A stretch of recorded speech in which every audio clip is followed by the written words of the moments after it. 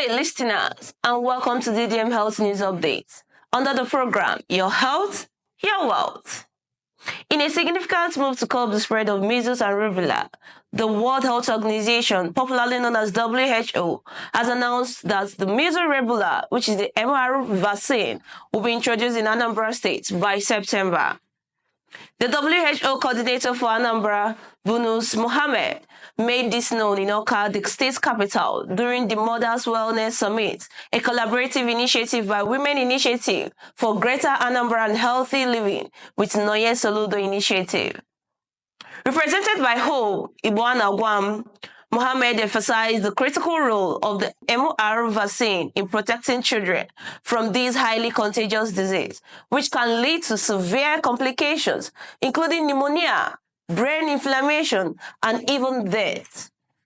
Highlighting the urgency of immunization, he noted that Nigeria accounts for nearly 1/3 of the global burden of congenital rubella syndrome, with an estimated 10,000 children born with the condition each year. The national goal, he stressed, is to reduce measles incidence to just 1 case per million people by 2030. The MR vaccine, in use for over 5 decades globally, is deemed safe and highly effective. Targeting children between 9 months and 14 years, the vaccination drive aims to prevent outbreaks and safeguard pregnant women and their unborn children from rubella-related complications. Mohammed urged women to become advocates within their communities, dispelling vaccine hesitancy ahead of its rollout. Also addressing the summit, the wife of Anambra State Governor, Dr. Measles-Rubella, expressed concern over the low immunization uptaking in the state. She called on mothers to take proactive steps in securing their children's health, stressing that immunization remains a fundamental shield against lifelong illnesses. I am deeply concerned that our state is lagging behind in immunization coverage. Mothers must make it a priority to take their children to health facilities for vaccination. A healthy child means a stress-free and financially stable household, she stated.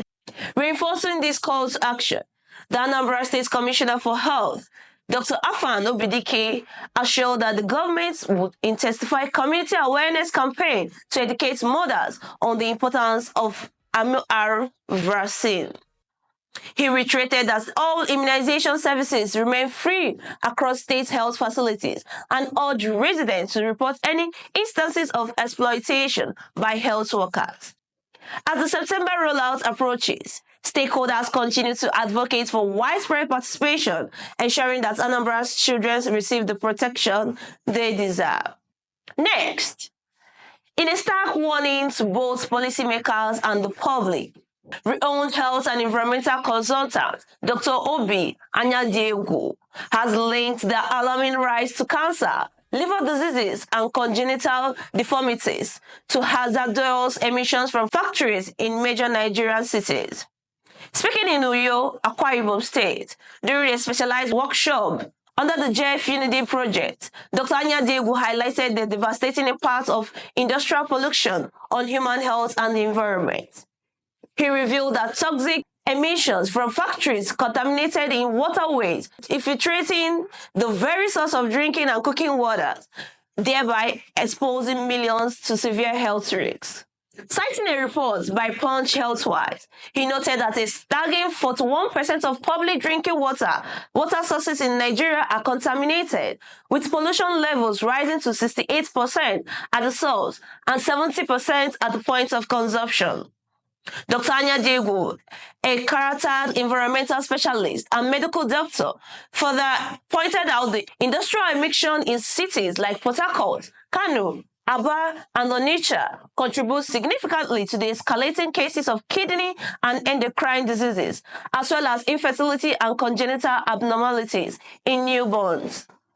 He stressed that the textiles, fabrication, and oil industries are among the worst offenders, releasing dangerous chemicals into the environment. We see acid rain, flooding, and desertification becoming more prevalent. The climate is changing before our eyes, and with it, new diseases are emerging, he warned. The JEF UNIDO project, a collaborative initiative between the Global Environmental Facility, which is the JEF, and the United Nations Industrial Development Organization, which is the UNIDO, aims to promote resource efficiency and cleaner production. Dr. Anyadiegwu urged industries to embrace sustainable practices that would allow them to produce more with fewer emissions while reducing environmental damage. While acknowledging the Nigerian government's efforts in environmental protection, he emphasized the need for stronger policies and greater investments in clean technology. He also encouraged industries to tap into global, regional, and local funding opportunities through UNIDO to enhance environmental sustainability. As Nigeria grapples with the health consequences of industrial pollution, experts like Dr. Anyadiegwu are calling for urgent action to safeguard both public health and the environment before the crisis deepens. Up next, in a decisive move to combat the ongoing spread of mpox, the World Health Organization, known as the WHO, has issued a set of temporary recommendations aimed at assisting countries experiencing transmissions. This directive is designed to support nations grappling with sustained community outbreaks, case clusters, sporadic travel-related infections from part of the global strategy to curb the virus impact. Mpox, a viral disease caused by the monkeypox virus, manifests through flu-like symptoms and skin rashes. While historically prevalent in Central and West Africa, its spread has gained global attention, exacerbated by inadequate vaccine accessibility and the lack of dedicated treatment facilities. Public health experts have long warned that without comprehensive immunization strategies, particularly in Africa, handling the disease's progression remains a formidable challenge.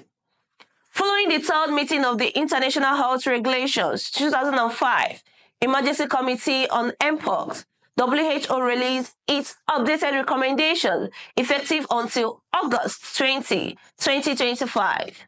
These guidelines align with the organization's strategic framework for enhancing prevention and control of Mpox 2024 to 2027 and emphasizing mitigation of transmission, strengthening surveillance, and improve healthcare accessibility. Among the key directives, WHO urges government to prioritize political commitment, allocate adequate resources, and enhance coordination among national, state, and local health bodies in line with the Global Mpox Preparedness and Response Plan for 2024.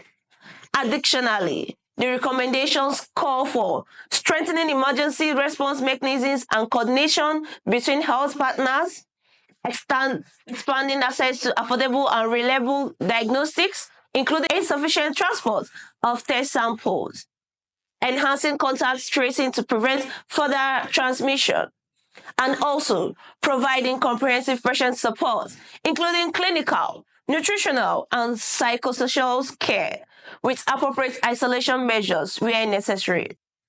As WHO Director General Dr. Tedros Adhanom emphasized, these measures are critical to mitigating the spread of mpox and ensuring equitable healthcare access. The success of this initiative hinges on global cooperation, sustained commitment, and the effective implementation of preventive strategies.